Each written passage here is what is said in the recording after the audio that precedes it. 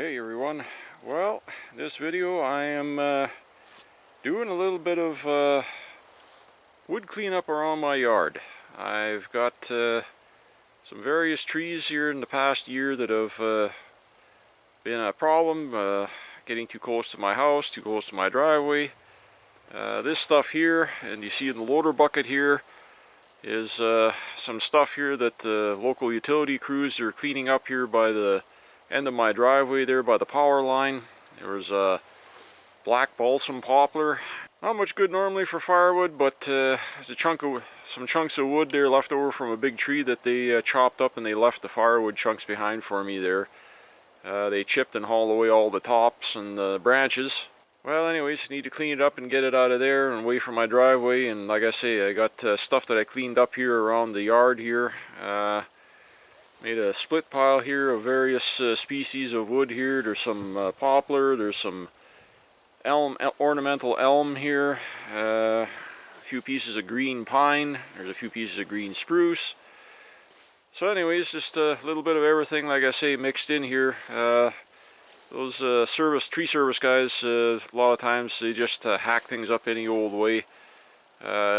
This here has got some big knots and knobs on it that I not used to making firewood like that. Everything that I cut is always trimmed clean and neat, and some of it is over length. There's a couple chunks in the bottom of the bucket that are over 2 feet long there, so all my firewood is normally, you can see here in my shed, I got everything usually always cut to 15-16 inch, and then I split and pile it in here. Got a bunch of dry stuff in here that I got to finish piling, and then I got more wood to process and throw in there. But this stuff here, this dead green wood here, I split and threw it in a pile outside here in my shed here, and that here will be for next season, or maybe by fall time I'll check, see some of the stuff will be dry, some of it won't. But whatever's not, it can stay out here till next season anyways. So anyways, what I'm going to do is roll down a few of these big ugly chunks here onto this pile of bark over here by the splitter, and gonna trim the knots off this stuff here with my Husqvarna 357 XP, the hot rod there. And yeah, with the homemade zigzag pipe. Anyways, just what I'm doing today here, kind of snow finally melted here now, and getting on with doing spring cleaning here, raking up the leaves and pine needles and cutting down dead trees and half dead trees and ones that have leaned over towards the house and all kinds of stuff here. So yeah, gonna have a cleanup day, and there'll be more videos probably coming of doing this kind of stuff here in the next few days. Running it through the homemade log splitter here. Few people like to laugh at it and make comments that it's slow as whatever, molasses in January and that kind of stuff. Well, I don't care. It's got a 4.5 or 5 inch main hydraulic ram. That was a blade cylinder off a TD20 crawler cat one time that my dad had made that off of. 10 horse Tecumseh snowblower engine coupled to a 2-stage 16 gallon per minute pump, so there isn't anything that this thing won't pretty much eat or push through. Big knots or not, doesn't matter what kind of ugly knotted twisted wood, I make it into nice firewood. At that point it's not splitting it, it's simply shearing the wood, but doesn't matter.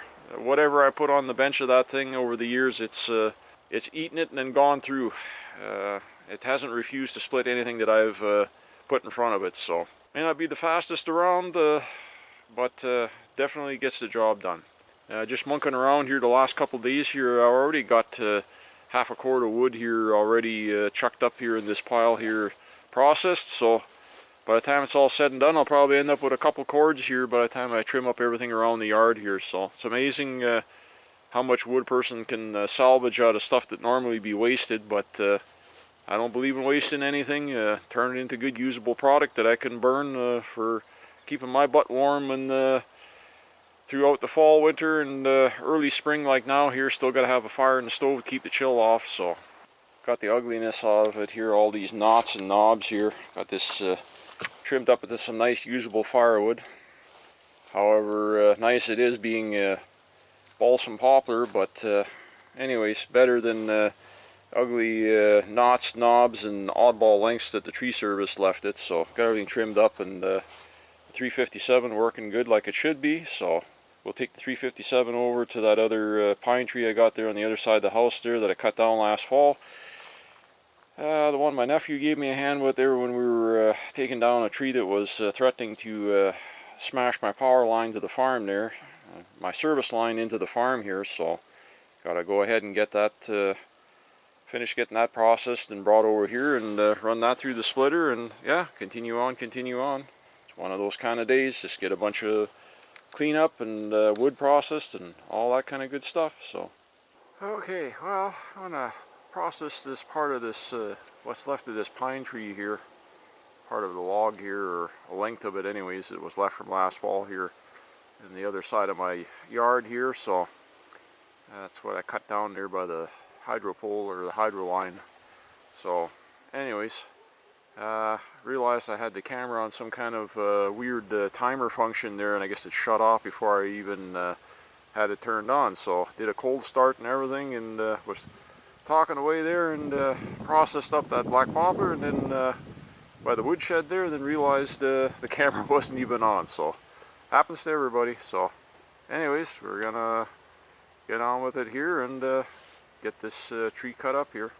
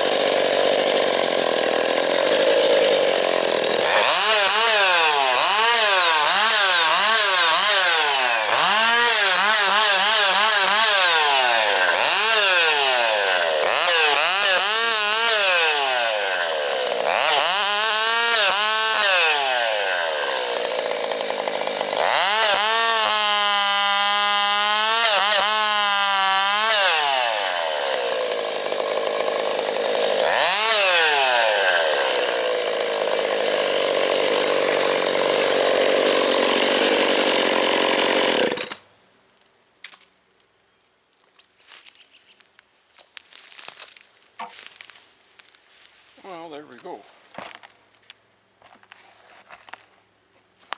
Made short work of that. So anyways, 357 is doing good. getting done what it's supposed to. Always fun running that little saw. Well, now I got another dozen pieces of wood to pick up here. There's some other stuff here behind the camera, so time I finish processing up a little bit more here, I'll pretty much have a full bucket full. Okay.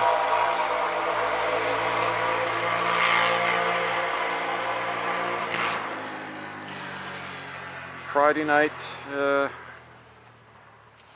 crazies are all out here. We got a lot of weekenders that come out in this area here, riding wheelers and stuff here and being obnoxious. So anyways, that guy's making lots of noise and going a whole total to 35 mile an hour. If he wants to know noise, I'll have to break out my CR250 and go 90 mile an hour and pass him like he's going backwards twice. Once again, everyone, I'd just like to say thanks for stopping by and checking out another one of my videos, and we'll see you all on the next one.